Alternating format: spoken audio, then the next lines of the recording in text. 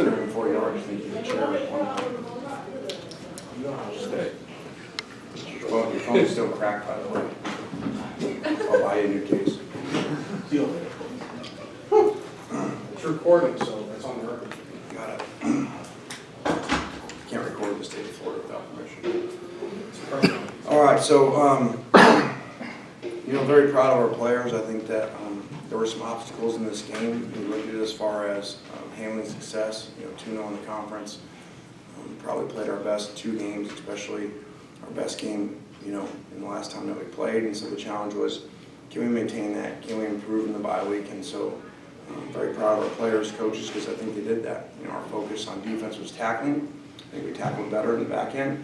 Our focus on offense was our passing game, and obviously much different, 357 yards passing. I don't think we threw a pass in the fourth quarter, very different than any game this year. So, again, this really goes to our players, because that's you may not think so, but that's a really good team that we played, a team that I think, beat a really good team last week, UTSA, and explosive, most explosive passing game down the field in the country. So, just really proud of our players, how they came together through the bye week, continued to improve, and executed really well and played smart. Not a lot of dumb decisions and dumb penalties. So pleased with that. But we got a long ways to go.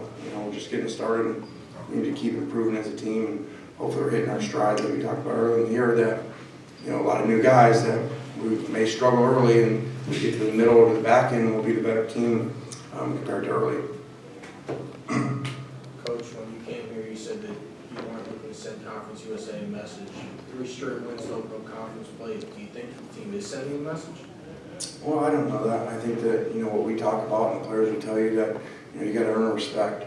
You got to do that every week. You see that in college football every day. I didn't see the stuff today, but I'm sure there was stuff today that shocked you, that if you don't come to play, you don't prepare, you don't practice really well, guys aren't locked in, and you get exposed. So we try to send a message to each opponent in the conference, because this one, maybe not every year, but the other ones we play every year, that they know that, we got to play those guys. So, our goal is always try to establish a message that, when you come in here to play at home like we have lately, it's going to be tough to win here. Coach, coming off a record-setting game, playing against North Texas and going to play Western Kentucky, what was your mindset? Going from a record-setting game to an opponent like Western Kentucky, how would this week go, getting ready for that game?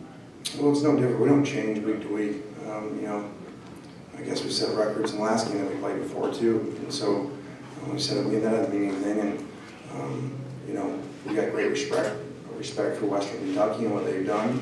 But this was a really good team. This team was first place, undefeated. On the other side of the conference, and really good offense, very explosive, and a very tough competitive quarterback, and a defense that gives you issues. So. Every week's going to be a battle, and you see it, last night, in that game last night, probably a lot of people would think, ODU, wouldn't be as competitive as it was. You got to play every week. Like, you scored on your first 11 possessions.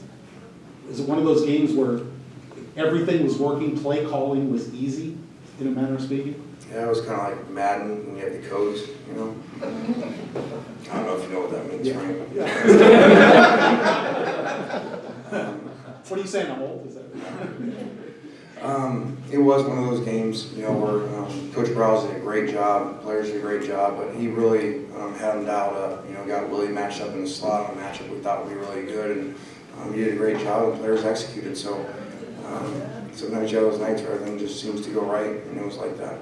Your defense, your first team defense, took the ball away 3 times. I think they also had 2 fourth down stops, which were essentially turnovers.